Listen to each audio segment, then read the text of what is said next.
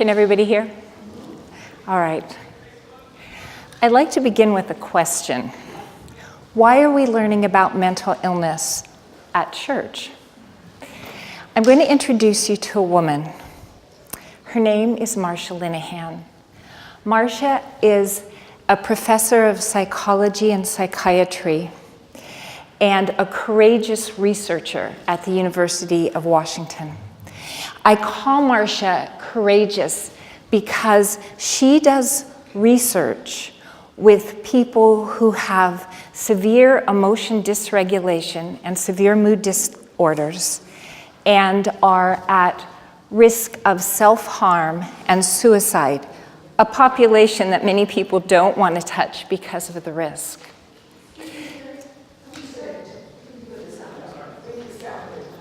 Okay, sure. Okay, how's this? Can everybody hear? Okay, did you all hear that beginning or should I start over? Start over? All right, we'll start over. So the question I am beginning with, okay, how about if I stay here, stand here? We'll get it. That's a little loud for my ears.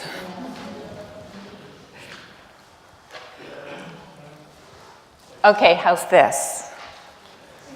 Can everybody hear me at the back? All right. All right, so we'll begin again. All right. The question is, why are we talking about mental illness at church? I'm going to introduce you to a woman. Her name is Marcia Linehan. Marcia is a professor of psychology and psychiatry and a very courageous researcher at the University of Washington. I call Marcia courageous because for her adult life, she has done research on psychotherapeutic treatments for people who are severely emotionally dysregulated and have severe mood disorders, who are engaging in self-harm and are at high risk for suicide. Marcia did not reveal to the world her own struggles with mental illness until she was in her 60s.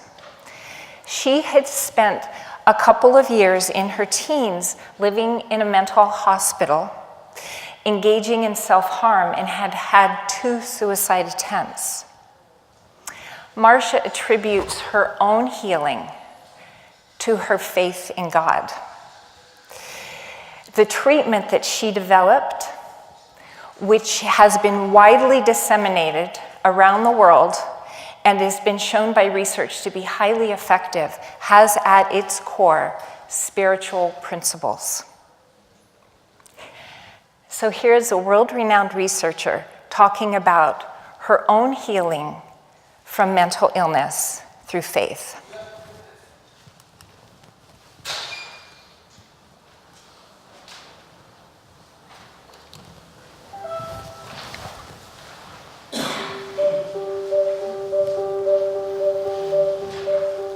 I was sitting in our sitting room, right outside the chapel, which I will never forget because I was sitting on the couch and I think I felt complete and total despair is the only way to say how I felt. And so this nun walked by and she turned and looked at me and said, is there anything I can do for you? And I realized that no one could help me, that just no one could help me. So I said to her, no, thank you. And she left. And so I got up and I went into the chapel. And I was just kneeling there. And I have no idea, I doubt seriously I was saying anything. I think I was just looking at the cross above the altar. And then out of the blue, out of the absolute blue, suddenly everything went gold. The crucifix started shimmering, and the room was shimmering, and I had this unbelievable experience of God loving me. And I jumped up and ran out and ran my room. And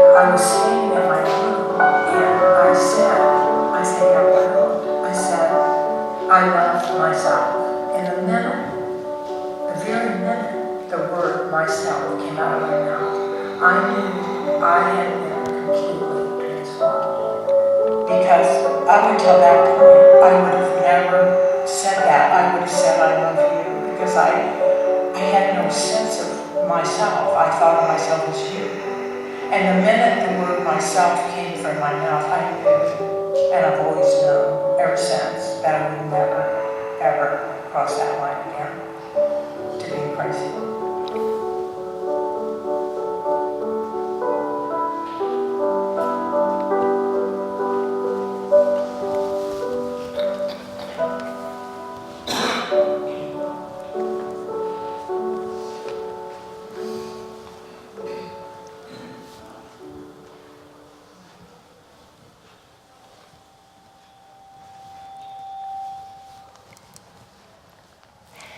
Faith and science work hand in hand. A doctor can set a leg, but has no control over how the bone knits. That remains a mystery. The American Psychiatric Association, in their guide, Mental Health, a Guide for Faith Leaders, says that because religion and spirituality often play a vital role in healing, people with mental health concerns often turn first to a faith leader. We are faith leaders. By sharing openly about our mental health concerns, we are helping to dispel misunderstandings, reduce stigma, and facilitate access to treatment. Every week at church, we pray, and we are often praying for recovery from illness. There's an artificial divide between mental and physical illness, because there's actually no divide. Mental illnesses are brain caused. If we are going to fulfill the primary commandments of our faith, which are to love God and each other with all of our hearts, souls, and minds, then we need to have the openness and the courage to pray for our recovery from mental illness as well. So let's continue to learn about them. I'm going to cover a lot of material today, so if you could hold your questions until the discussions period at the end, that would be great. So to review the definition of mental health, the Surgeon General of the United States says that mental health is the good functioning of the successful mental function that allows us to have productive activities, fulfilling relationships, and to be able to adapt to change and cope with adversity. Mental illness is when our thoughts, our emotions, our body sensations, and our behaviors interfere with that good mental functioning. The Surgeon General also tells us that there are very effective treatments for our mental health problems. In fact, the treatments that are available for our mental health problems are as effective as medical treatments are for our physical health problems. And the Surgeon General also says that we should seek help if we have a mental health problem or think we have symptoms of a mental disorder. In our last seminar, we talked about the continuum of mental health, from wellness to illness. We're going to review that quickly now. So the continuum of mental health goes from healthy to reacting to injured to ill. We'll look at each one of those categories. When we're healthy, we are having normal mood fluctuations. We all get crabby, mad at people. upset when we're disappointed. But we take those things in stride, our performance is consistent, we get along with people, we sleep well. And we all react. Reacting is common distress, reversible. Usually we can talk to somebody. When we have a bad day at work, we can come home, vent a little bit, and keep going. Sometimes when we all have stressful periods that go on. We have an ill family member, we worry, we get nervous about an upcoming project. We have trouble relaxing. But we keep going with these things, with self-care and social support. When we start to be injured, that's when our anxiety maybe is spiking. We might be getting angry for no apparent reason.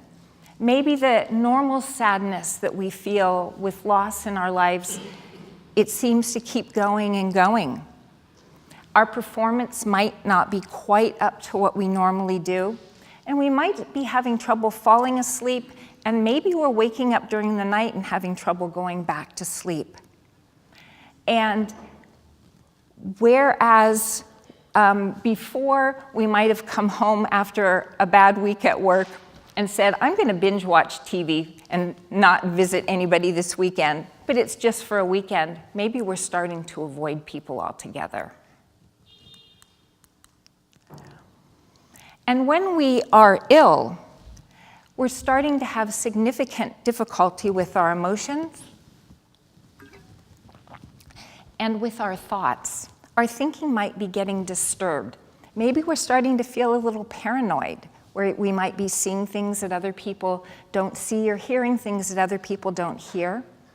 We might be depressed and sad all the time. Perhaps we're tired, feeling heavy, and we might be thinking about that it's not worth being here anymore. Maybe we should end our life. When we're healthy and reacting, we can usually take care of most of our problems with self-care and social support. When we're injured and ill, we need professional care. But it's not 50-50. Because when we're healthy and maybe starting to react to situations around us, it might be that we've had a really stressful experience. Maybe something traumatic happened to us. Maybe we got in an accident. Maybe something good happened. Maybe we got married. Maybe we got divorced. Maybe we got a promotion. And we're finding that our normal coping mechanisms don't quite seem to be doing the trick. That might be a really good time to seek professional assistance, because in so doing, we might keep ourselves from becoming more ill. And when we are injured and ill, then we still need self-care and social support. And when we are getting psychotherapeutic treatment, one of the things that we'll hopefully be learning is to improve our self-care and our relationships.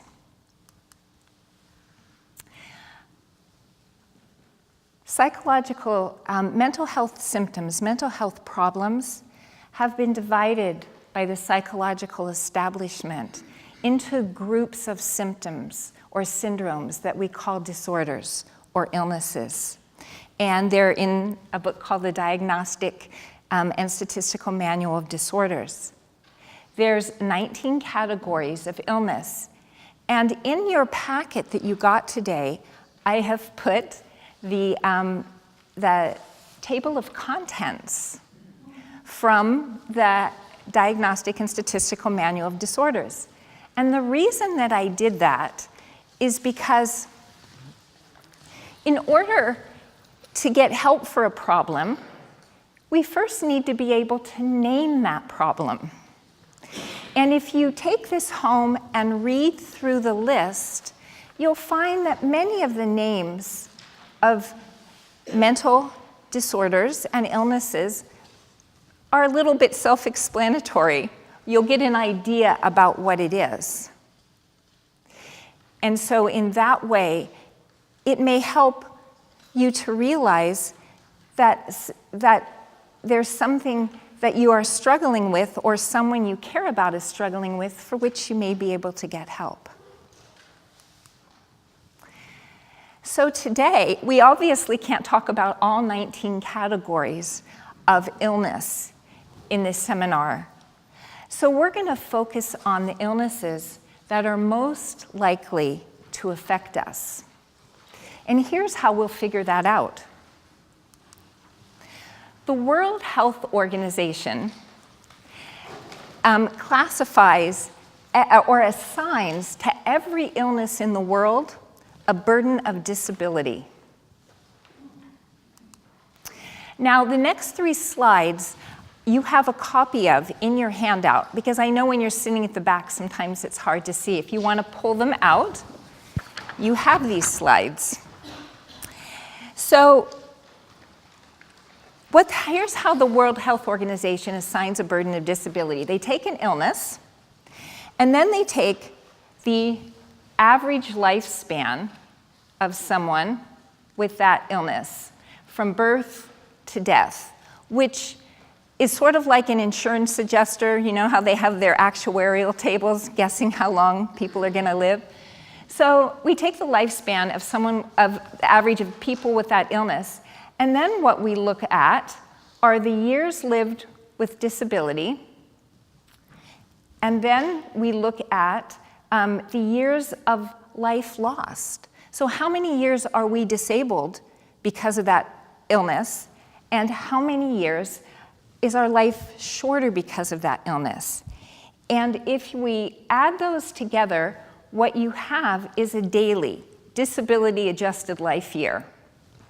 So that's how we determine what illnesses cause the most amount of disability. In the United States, the category of illnesses that causes the most amount of disability is neuropsychiatric illnesses. So that's what this next chart is the top leading causes of disability in the United States. Number 1, neuropsychiatric disorders. So the orange bar on here, the orange bar refers to mental and behavioral disorders alone. The white bar is neurological disorders. And there are some mental and behavioral disorders that are in that white bar, such as Alzheimer's, ADHD, dementias, Asperger's. So mental and behavioral disorders are among the top couple of causes of disability in the United States.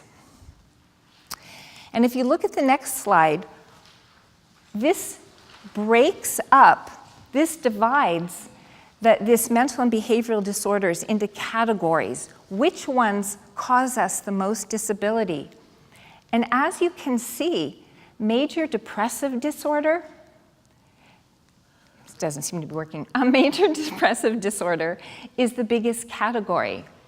And it also happens to be in the top 3 in the world. So in the United States, and then it's the biggest category of disability. The next category is drug use disorders and alcohol use disorders, which we put together and call substance use disorders.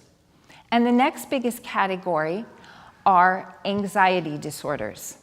So these disorders, depression, substance use, and anxiety, cause almost 3/4 of the disability of mental and behavioral problems in the United States. So what we're going to talk about today are depression, anxiety, and substance use, because those are the most likely to affect us. In 2016, 16 million adults in the United States had at least one major depressive episode. 16 million. Now, just to put this into perspective, every year somewhere between 9 million and 30 million adults in the United States get the flu. So on some, it varies quite a bit, the flu. So On some years, more adults in the United States have an episode of major depressive disorder than get the flu. So exactly what is major depressive disorder? Sadness or depression, most of the day, nearly every day. A loss of interest or pleasure in things that you used to enjoy. An unplanned weight gain or weight loss or a change in appetite. Insomnia or sleeping too much. Feeling agitated and restless or having very slow speech or movement. Being tired, fatigued. Feeling guilty or worthless. Having trouble concentrating or making decisions. Thoughts of death or suicide. Having the intent to commit suicide or having a suicide attempt.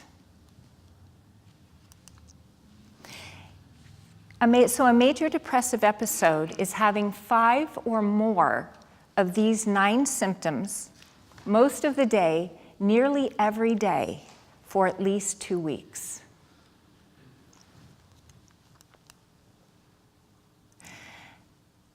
But doesn't everyone get sad and everyone grieve? Grieve, an extended period of sadness or grief after we lose someone we love, is normal. And there are differences between depression and grief. When we're grieving, our attention is focused on the person that we lost. When we're depressed, our attention's focused on ourselves. With grief, the sadness generally declines over time. And although we might feel guilty after someone dies, I wish I would have said this, I wish I would have done this thing, grief alone doesn't cause a feeling of worthlessness.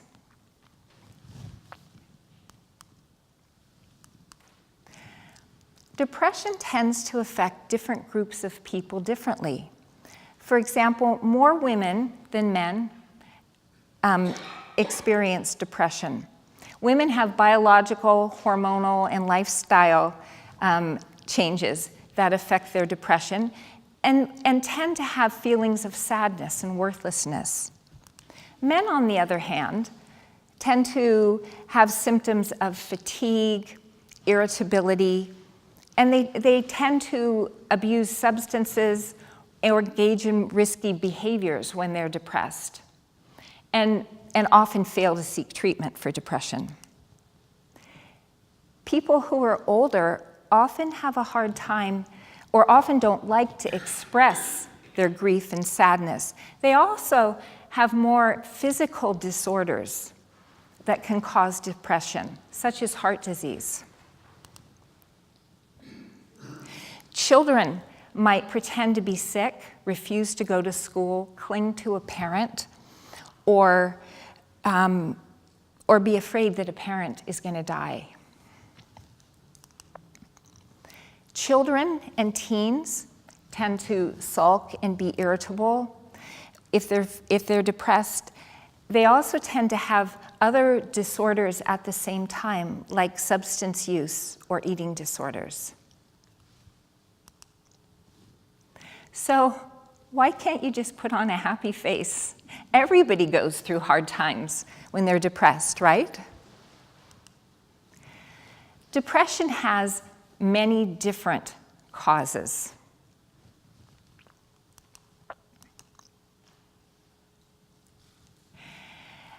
There are a number of genes that affect our moods and also how we respond to medications. Our temperament can be affected by our genes as well as experiences, things that have happened to us in our lives. Brain changes can cause depression. And the chemicals that make those nerves fire, sometimes too much or too little of those chemicals can contribute or cause depression. Stressful life experiences can tip someone who's vulnerable over the edge. And early life trauma can have lasting physical and emotional consequences, and has been shown by research to make people more vulnerable to depression when they're adults. Some people are affected by the change in light when we have less sunlight. For example, during winter, can cause depression in some people.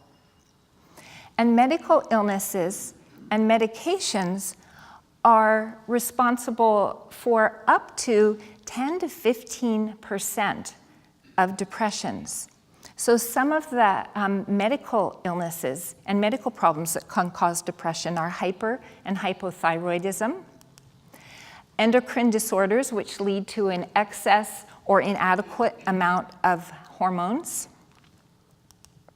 heart disease, degenerative neurological conditions such as multiple sclerosis, Huntington's, Alzheimer's, stroke, nutritional deficiencies such as a lack of vitamin B12, certain immune system diseases such as lupus, some viruses and other infections, mononucleosis, hepatitis, HIV, cancer, erectile dysfunction in men, circadian rhythm disorders, giving birth,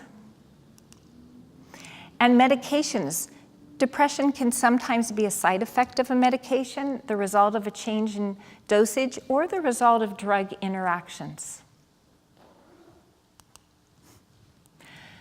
Knowing that depression has so many causes, hopefully will help us to have more compassion and be less judgmental of ourselves and others when we or they experience depression. It also can make it can also be a challenge for finding treatment, because sometimes getting at the cause can be a little bit like peeling away the layers of an onion. However, there are some treatments for depression for which the cause doesn't matter. The treatment will work regardless of cause. For other treatments, it is important to know the cause. For that reason, if you're feeling depressed, it's always good to start by having a medical checkup. If your depression is seasonal, you might benefit from light therapy. It's always wise to have an appointment with a psychiatrist who may choose to prescribe you antidepressant medication. There are a number of talking therapies which have been shown to be very effective for depression. 3 of the therapies that have especially been shown to be effective are cognitive behavioral therapy, interpersonal therapy, and problem-solving therapy. Cognitive behavioral therapy works with changing negative thinking that might be contributing to your depression. It also works to identify other causes of your depression and to change behaviors that may be making the depression worse. Interpersonal therapy works on improving troublesome relationships that might be causing your depression. And problem-solving therapy is especially effective for young adults and older people for the reason that they tend to be going through a lot of transitions and change in their life. Problem-solving therapy uses a step-by-step process to identify and come up with realistic solutions to problems. Research tells us that for many people, the best treatment, the treatment that works best for the longest time, is a combination of medications and and therapy, psychotherapy. For the long haul, medications alone don't usually work best for the long term. Therapy, for some people, therapy alone will be enough. Some treatments are becoming computerized today, especially cognitive behavioral therapy. You might be able to find some help on the computer or the internet. That's something that a therapist might have you work with. If you're experiencing a circadian rhythm disorder that's contributing to your depression, you may benefit from working with a psychologist or a sleep medicine specialist. For people experiencing a severe depression, especially if you are at risk for self-harm, it may be best to have residence in a psychiatric hospital for a while. There are also what they call partial hospitalization programs, which are where you go in a half a day every day for a program. If your depression is medication resistant, you may benefit from electroconvulsive therapy or ECT. ECT today is not like what you saw in the movies in the old days. It's administered under anesthesia with IV muscle relaxants. And the side effects tend not to be permanent. If you're experiencing depression that is resistant to all forms of treatment, there are some newer forms of treatment that are approved called brain stimulation therapies. And there are also what we call complementary therapies. So complementary therapies are things like nutritional therapies, like, for example, fish oil, or herbal therapies like St. John's wort, or massage, or yoga. There are no complementary therapies that to this point have been shown to be effective completely on their own for depression. Some of them have some effectiveness in combination with other treatments.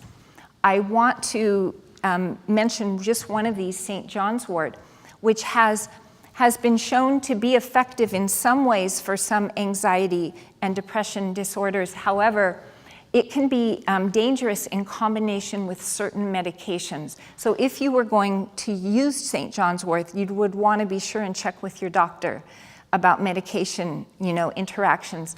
And we have a sheet on complementary therapies in the back if you're interested in that. And as always, good self-care is important in your recovery. So educating yourself about depression, maintaining your relationships and turning to friends and loved ones for support. Exercise, especially aerobic exercise, can be helpful. Good nutrition is important. Sleep, good sleep. And patience. There are many effective treatments for depression, and it takes time.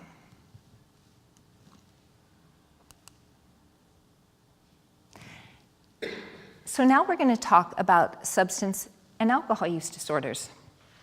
So in short, substance and alcohol use disorders are continuing to use even when you have negative physical, emotional, relational, work, legal, financial consequences. All right. Is Bruce here? Louise. Oh, you can. Pardon? Yes, please. All right, class, I'm going to see if you've done your homework. We're going to have a pop quiz. You have 5 minutes to take the test. Thank you. I'm going to give some of these to Louise to pass out on the other side. Thank you.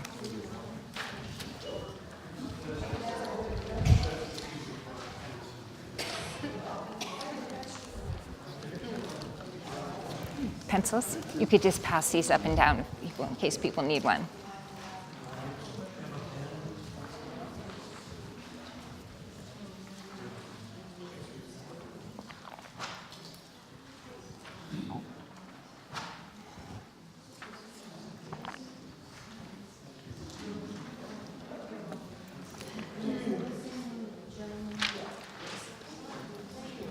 Ah, 22.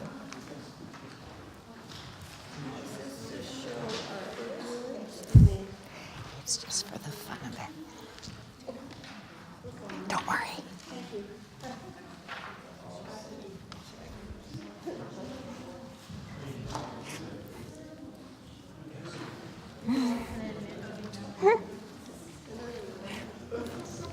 Thank you.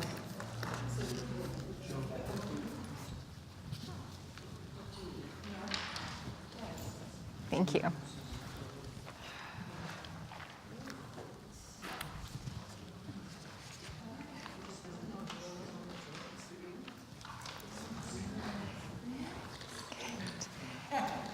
Oh, pencils? Oh, she's got. Okay, great. Yeah, it seems to. Okay.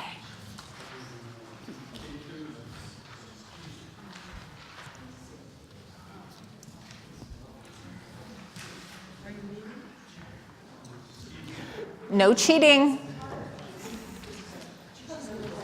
What? Jubakara, you need another. Oh, sure. Okay,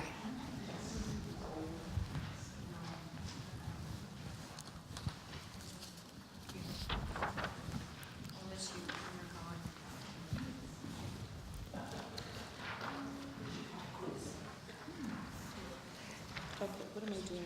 A test? Mm-hmm. I don't know.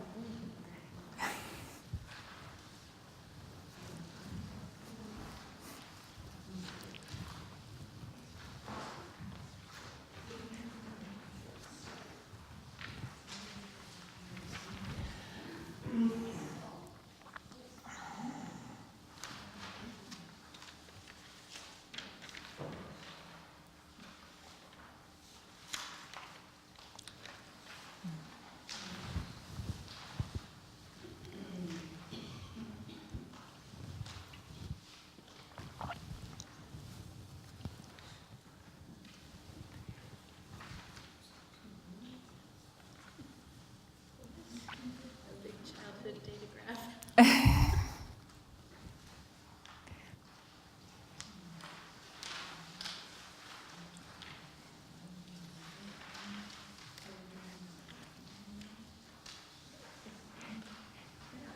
You have one more minute, so if you didn't have time to answer all the questions, be sure to answer number 5 and number 10.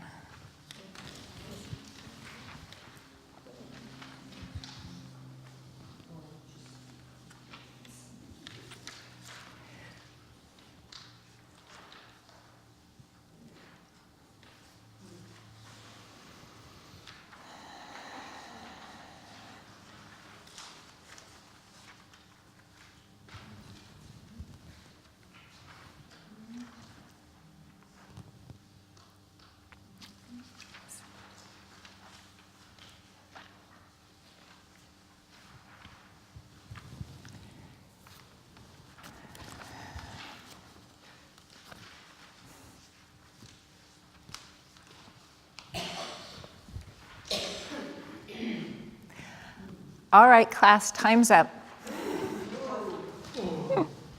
This was just for the fun of it. This quiz was created for teenagers. It's part of a teen education program by the National Institute of Drug Abuse, which is part of the National Institutes of Health. And all of the answers are on the back with full explanations. So you can take it home and read through the answers. But we're just going to look at 2 of the questions.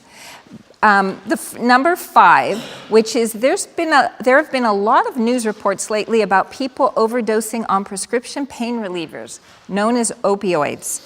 How many people died in the United States in 2015 from opioid overdoses? How many people put A? How many people put B? How many people chose C? And how many people chose D? Well, actually, the answer is C, 22,598. However, those are unintentional prescription opioid deaths. There were also 13,000 deaths from heroin, which is an illicit opioid, so together that makes 35,000 opioid deaths. And then if you look at question number 10, about how many people age 16 and older say they've driven after taking illicit drugs. How many people said A, B, C, D? The answer is D.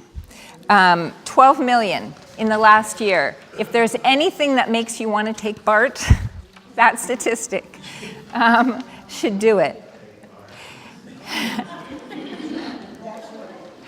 So 14%, that's 14 out of 100 people in the United States will get a substance use disorder in their lifetime. We all know the negative, everyone here I'm sure is well aware of the negative consequences of substance use. And there is a booklet in your packet called Beyond Hangovers, Understanding Alcohol's Impact on Your Health, which is very informative in talking about the effect that alcohol has on your brain, heart, liver, pancreas, cancer, immune system, and fetal alcohol syndrome. So this is something you can take home and read. So we know what the consequences are of misusing substances. So why is it so hard to quit? There was an ad in the 1980s called This Is Your Brain on Drugs, in which we tried to scare ourselves into quitting. Anybody else remember seeing that ad on television? I'm going to play the ad.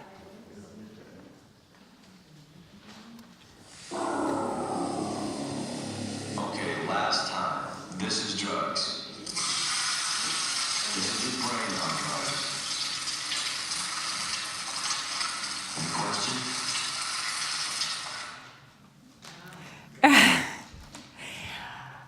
In the last 40 years, we have learned a lot about the brain and addiction and why it's not so easy to just scare ourselves into quitting.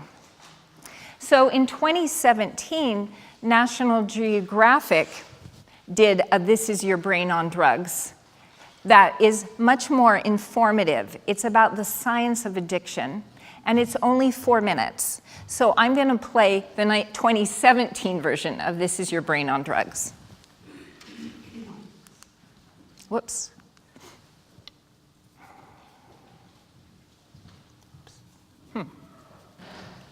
Well, that's funny.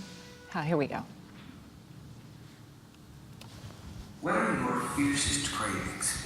Whether we're ducking out for a smoke, going for glory at the blackjack table, or drowning our sorrows in a glass of wine, we all have ways that we seek to push our pleasure buttons.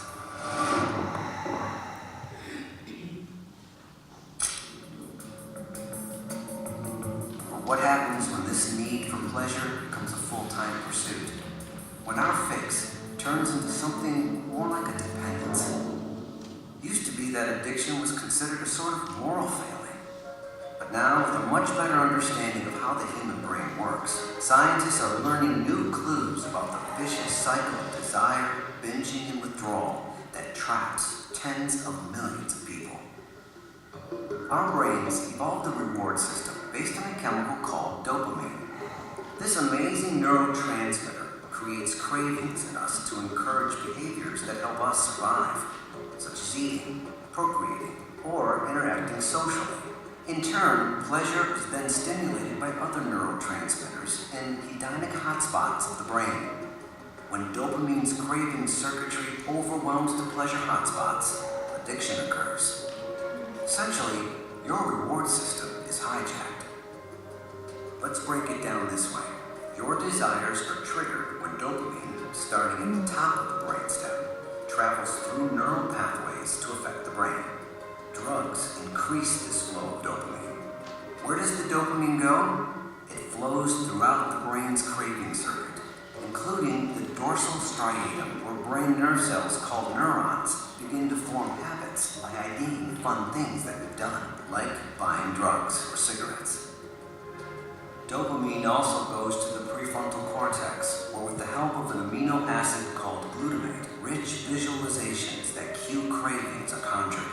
Think images of drug paraphernalia, sex, or a bottle of booze. Then there's the amygdala, where the dopamine causes neurons here to be stimulated by learned emotional responses, like rich, leisure-coded memories. So what happens when drugs artificially flood these pathways with dopamine? For one thing, the rush can rewire your brain to want more drugs, and thus create addiction.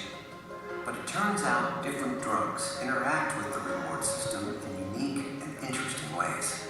Cocaine, for example, blocks dopamine transporters and prevents the removal of excess dopamine from synapses. Methamphetamine, on the other hand, floods the terminals of neurons, displacing dopamine into synapses instead. And heroin blocks dopamine inhibitors, causing synapses to flood with dopamine without restraint. The good news? With a refined understanding of the devastating effects of these drugs comes new angles and approaches to the treatment of addiction that have shown remarkable promise. Cocaine addicts have been able to shut off their cravings abruptly when electromagnetic pulses are applied to their prefrontal cortex. A drug hitherto used to treat muscle spasms called baclofen has shown promise for treating alcohol dependence. As more and more of our friends and family are affected by crippling addiction, it's comforting to know that we are finally finding effective ways to take our brains back.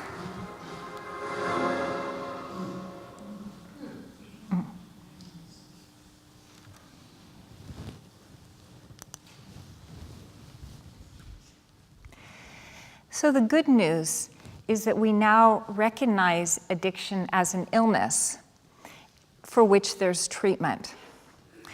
There's a pamphlet in your packet that says, "Seeking Drug Abuse Treatment, Know What to Ask."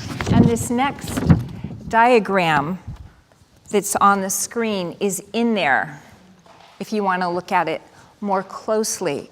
So there's lots of addiction. Substance use causes problems in many areas of our life. That means that treatment needs to often involve many areas of our life. So a treatment program for addiction often has housing, financial, legal services, educational, medication, therapy, mental health services, and self-help services such as community support, for example, 12-step programs. And the purpose of this particular pamphlet is to help people know what questions to ask when they're looking for treatment. It's important to find a good program because the challenge of treating substance use disorder is that it can take a while. It's keeping ourselves or someone we know in treatment long enough to recover. So we really want to find a good program.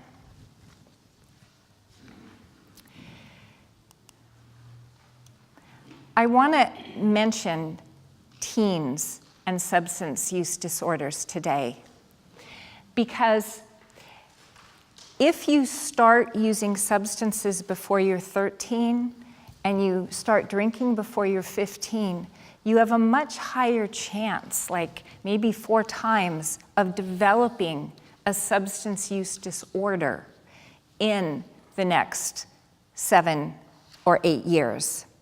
And I know this is more difficult now, for example, that marijuana is legal in our state. If we can keep teens, educate them to not try substances until they're 17, or to not take their first drink until they're 20, they just have about a 75% chance of 75% less chance of developing a substance use disorder in their life. So that education is really important.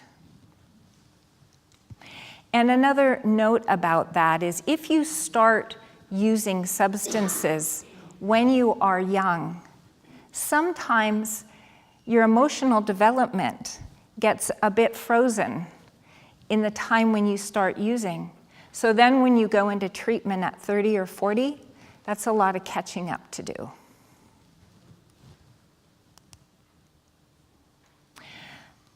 So now we're going to talk about anxiety disorders.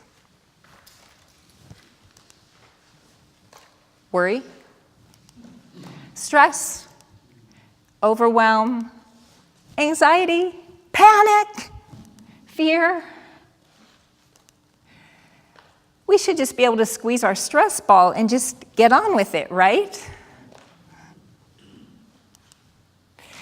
When I was young, I competed in a sport where I had to go out and perform solo by myself. And I would get so nervous sometimes that I would shake. And people would always say to me, "Don't shake, don't be nervous."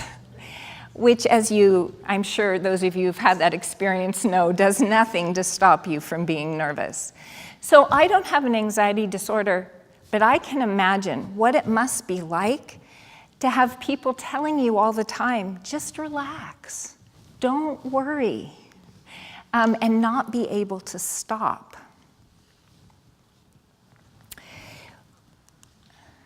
You have another booklet in your packet called Treating Anxiety Disorders. This booklet has a lot of good information in it on anxiety disorders. And if you turn to the first page about anxiety disorders, it lists the categories of anxiety disorders, and we'll go through this first page quickly so that you can recognize them. So the first one is generalized anxiety disorder. And here's the short of that. Everyone worries some of the time, but some people worry all of the time. The next one is obsessive compulsive disorder. And obsessive compulsive disorder is having unwanted, intrusive thoughts and ritualistic behaviors for the purpose of trying to ease your anxieties. Now, an example of that would be a fear of germs that is so great that every time you touched anything, the table, your leg, another person, you would have to wash your hands. That would be an obsessive compulsive disorder. Panic disorder is a disorder in which you experience repeated panic attacks. And a panic attack is suddenly, out of the blue, with no warning, no apparent cause. You get really scared, really panicked. It can happen in the middle of the night, in the day, anytime. And within 10 minutes, your level of anxiety goes up high enough that you can barely function at all. And the symptoms of panic would be maybe you feel like you're having a heart attack. You have trouble breathing. You could get shaky, sweaty. You might feel nauseous. And you might be really scared or afraid you're going to die. That's a panic attack. Post-traumatic stress disorder is an anxiety disorder that's triggered by an extremely traumatic event in which there is real or threatened harm to you or someone else. So some people can get in an accident or have something happen, and they feel stressed for a few weeks and it goes away. But for other people, that stress continues on, and maybe they have nightmares or flashbacks. They have trouble coping. That would be post-traumatic stress. Social anxiety disorder is an intense fear of being scrutinized or judged, of negatively evaluated by others when you are in social situations or in performance situations. And specific phobia is seemingly excessive and unreasonable fears, in the presence of a particular object or situation. An example of that could be fear of flying. Fear of flying is a phobia when you don't take a job you'd really love because once a year you have to fly to a conference, or you miss your very best friend's wedding because you can't get on a plane. That would be considered a phobia. There are a number of treatments very effective treatments for anxiety disorders. Some of the same treatments that we talked about for depression can be helpful for anxiety. There are also some very specific, anxiety-specific treatments. Some of those are listed in here, and you can read more about that in this booklet if you're interested. There's also a new and emerging kind of treatment, somatic therapy, which can be very effective. It's a body-centered therapy combined with psychotherapy. And if you're interested in that, you can find more information about it on the internet.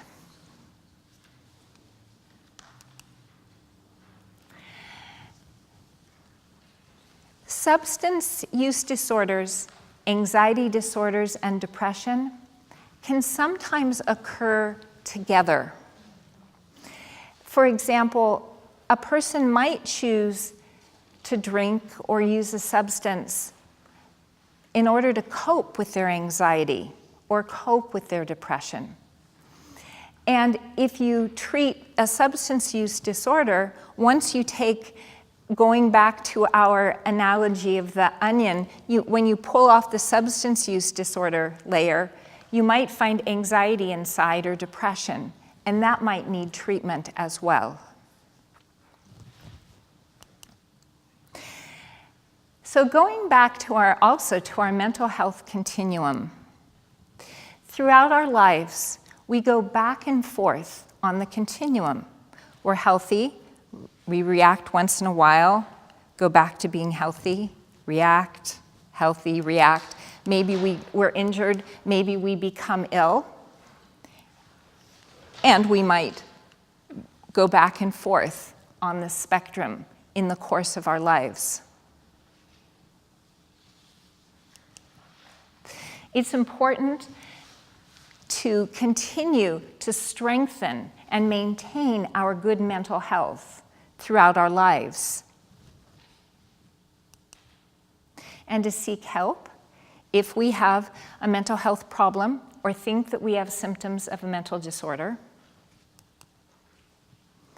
and to remember mental health in the practice of our faith.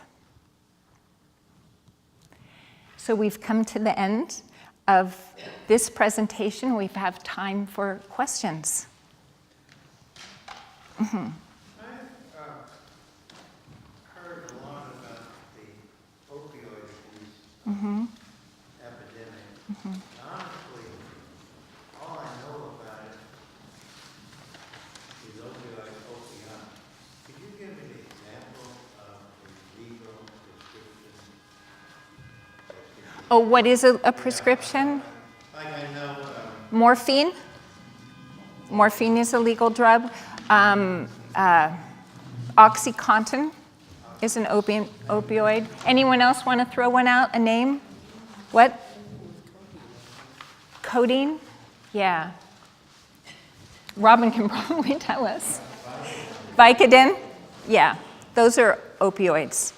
Good question. Other questions? Oh, excuse me. Let me give you we have a mic so that people can hear. Well, there we go. Thank you. So that other people can hear your questions. So, Is it on? Is it on? No. Maybe it died. Hang on just a second. Turn the mic back on. On. Check, check, check, check, check, check, check. Okay. Pardon?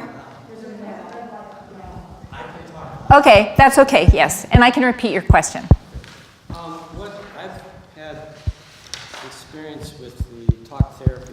And what's interesting is you walk into the office and you're met with the list of the professionals running the office, and they all have these initials. And I think that's a problem with the if you're looking for help and you're met with this weird array of professionals, for someone to pick out, like for example, I think social work is a common one. And I'm not social, you know, it doesn't seem to fit. So I guess my point is that it's confusing, and it would be helpful if sometime to perhaps, if you were to go through what these are, and and I'm not really talking. It's obvious, MD, psychologist. That's obvious.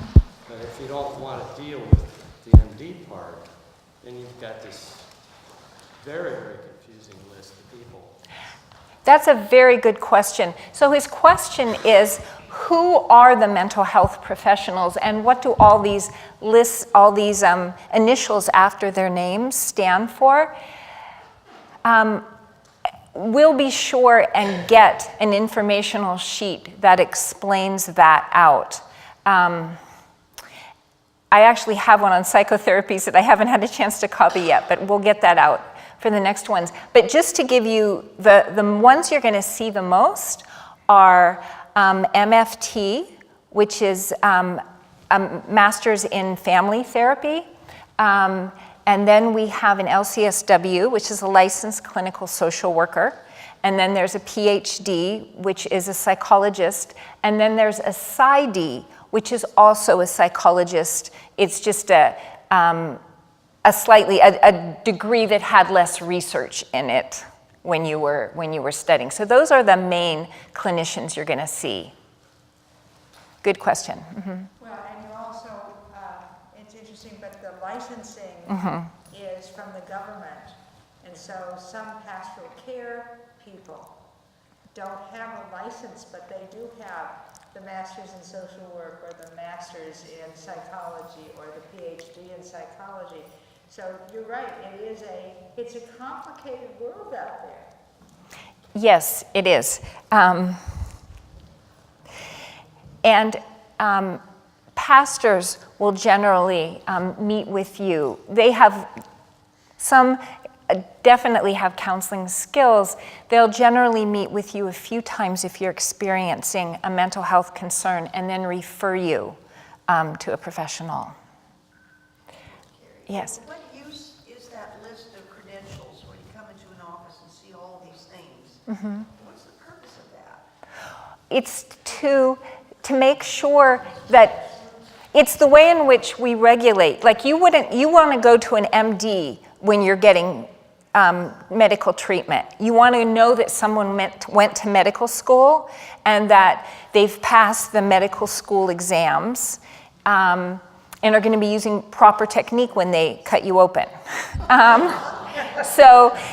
it's the same thing with psychotherapy. Different people study. There's schools for learning how to do psychotherapeutic treatment, and also how to diagnose people with mental health disorders and so forth. And so those different letters mean there's different ways in which you can get that training. For example, you can be a social worker and focus more on the side where you do psychotherapy, in which case there's an exam you can take to show that you have enough that you've learned enough and you are skilled enough to be able to offer that kind of treatment. Okay, and I guess there's an accountability. You know that they have to go back and get reviewed, or they have to or something, so. And continuing education and all these things. Right. You have to renew your credentials every so often. So if that would be helpful for somebody walking in off the street. But if I were to go to either a doctor or a psychologist or whatever, I would go only by a referral. So I would already know when I go in the office that these people are credentialed and so forth. And so are there a lot of people walking in off the street, and this would be good for them to know that these folks are all up and up? You know, I'm not sure I know the answer to that question. If there's Cara wants to answer that. I work with a lot of low-income people in housing, and a lot of them have Medicare, and when the need for social or for therapy comes up, they get a list of these therapists accept Medicare. Oh, okay. It doesn't really tell them, it's up a list of a name, and they're covered under a plan. So it really is individual how much you know and how much you can research what the credentials are of these people. For some strangers coming off the street, they just get a list, this is who's in your insurance plan, see who's taking your clients, see if you have a good communication with them, if not, pick somebody else. Other people do go by referrals, so it's a combination of both. And Cara makes a good point. If you, and we have some information about this because on our resource table we have a list of resources in the East Bay, that if you call your insurance company and say that you'd like to see a behavioral health specialist or a therapist, you'll get a list of names. And so you will need to, but they won't all be MFTs or all be psychologists, or they'll just give you a list of names, and then you'll have to look up the credentials if you want to know more about it.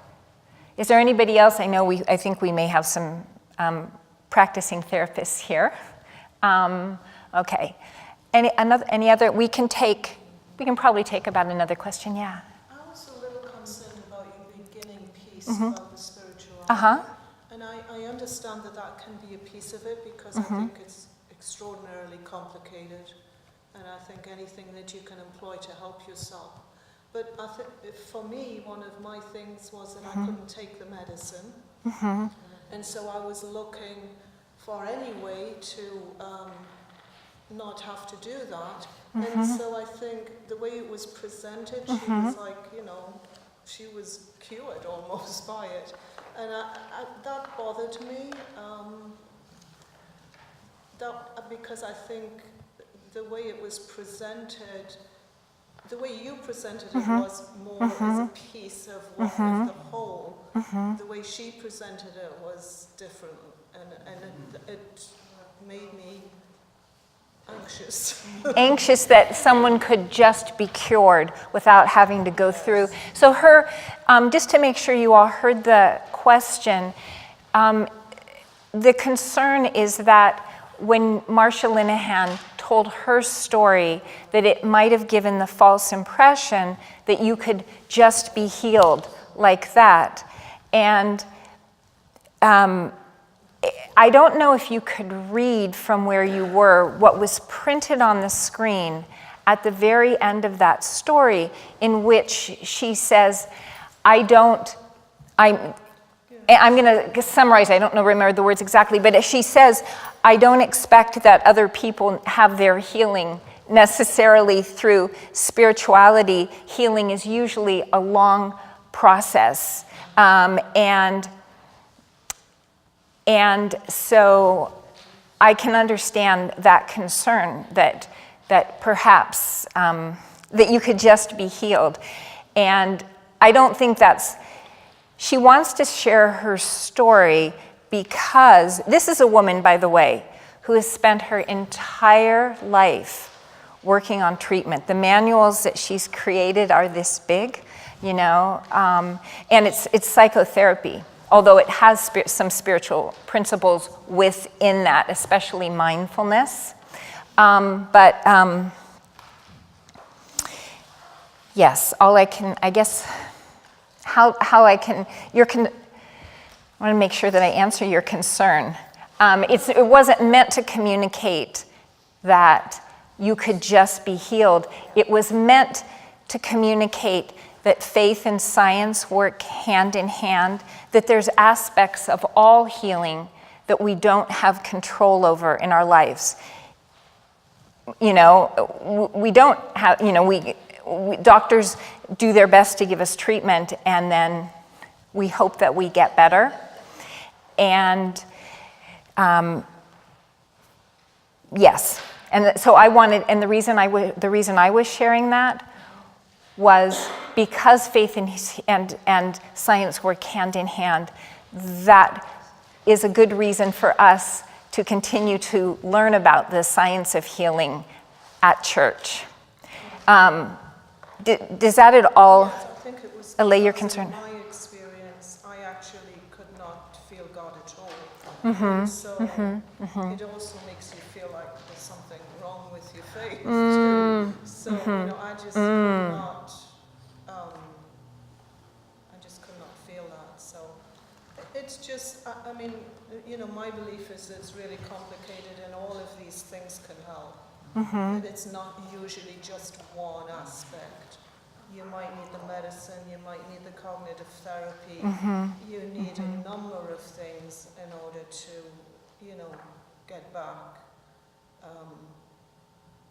It's not usually just one thing. Well, and that's a very good point, and a point on which we'll end the discussion, which is that it often takes a variety of things. That's why we use the analogy of the onion.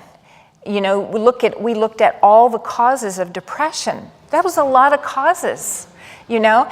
And so the first step is recognizing that we're experiencing these symptoms, but then we need to start peeling away the layers a little bit to find out what is causing it for us and see what treatment. And we might try one treatment and it might not work for us. We might have to try something else.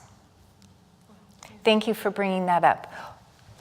One quick thing. Well, actually, you were wrapping it up. I just wanted to say that, whereas as Linda was saying, a spiritual awakening or, you know, miraculous happening can happen, but it's really spiritual practices and religious communities. Like in a prison in India, when a woman was made warden, she brought mindfulness, and the prison was, you know, people were crazy in there, as they are in prison here, because mental illness is very high.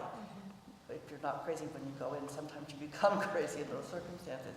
And she introduced mindfulness meditation, and the behavior and the level of contentment of the incarcerated changed radically, so that it's practiced perhaps more than a prayer, meditation, certain kinds of yoga where you connect to your body and to your soul.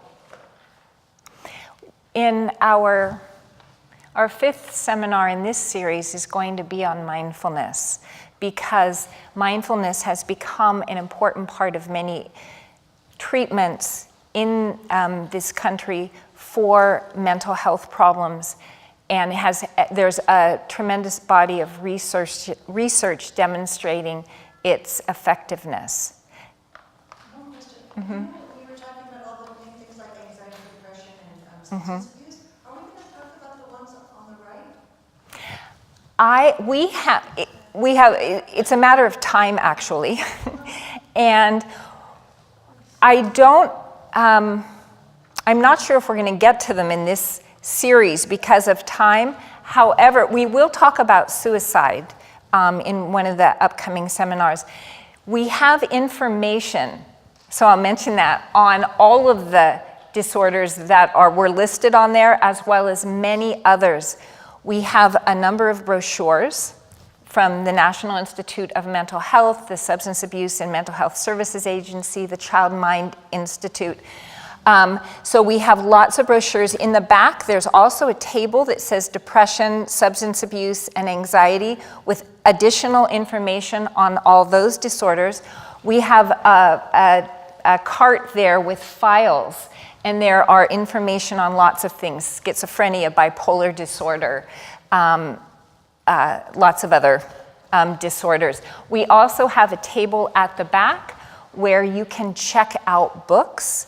They're memoirs from people who have experienced mental illness, and instructions are there. And there's a table called Treatment and Support, and that table has crisis numbers and information on resources in the East Bay and help on finding resources. And next time we'll have those psychotherapy resources for you. So, special thanks to the Mental Health Ministry. Lots of people, we'll click through this because it's 1 o'clock and I want you to have a minute to look at resources. Whoops. We'll ignore that. And if we can just end with a prayer. As Holy Spirit, thank you for this opportunity to learn and grow and become more able to love you and each other with all of our hearts, souls, and minds. Thank you.